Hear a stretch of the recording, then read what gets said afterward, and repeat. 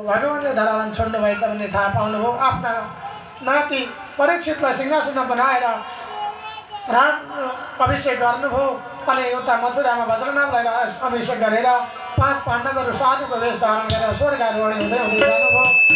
युधिष्ठिर महाराज मात्रै पुग्नुभयो स्वर्गारोहणीको टापुमा। अरू सबैको शरीर आफ्ना आफ्ना कर्मले गर्दा तिमीहरू पतन भयो भन्नुभयो। एउटा कुकुरले साथ दियो। राजा युधिष्ठिर महाराजलाई लिएर धर्मराज विमान लिएर आउनुभयो।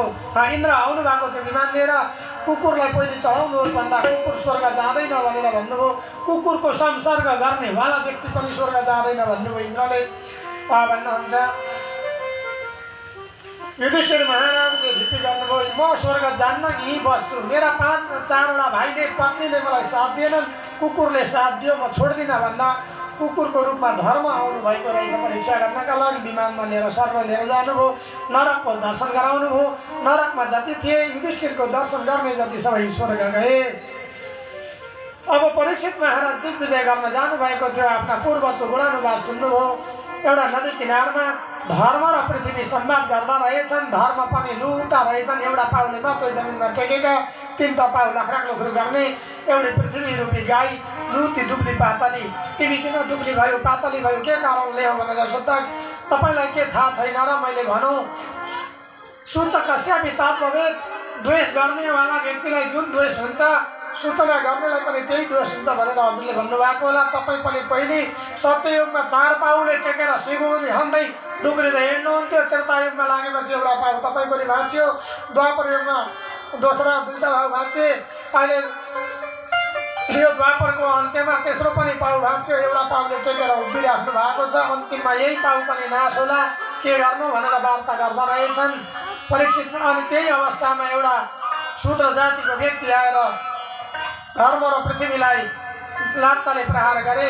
राजा परीक्षितले देख्नुभयो एउटा पनि कुरुवंशी छौन्जेलसम्म यसरी धर्मलाई लत्याएको देख्दा, पृथ्वीलाई अनादर गरेको देख्दा, गाईलाई अनादर गरेको देख्दा सहन गर्दैन भनेर तरबार उठाएर मार्न लाग्दा शरणमा पर्यो।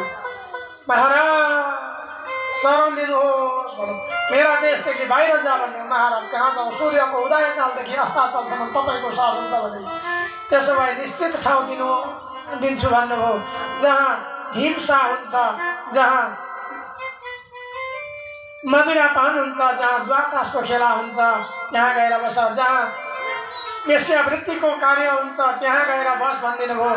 त्यो कलिजुग थियो, अत्यन्त बाटो रहेछ। राजा यी 4 चिजमा लिप्त हुँदैनन्। म फसाउन सक्दिनँ भनौँ। महाराज ठुलो परिवार छ, अब एउटा ठाउँ दिनुहोस् न भनेर माग्यो।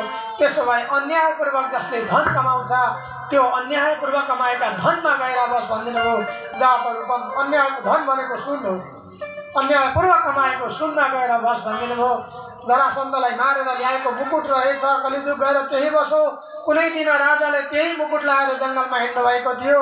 कलिजुगले बुद्धि बिगारिदिएछ। समीक ऋषिको आश्रममा पुग्नुभयो। समीक ऋषि ध्यानमा हुनुहुन्थ्यो।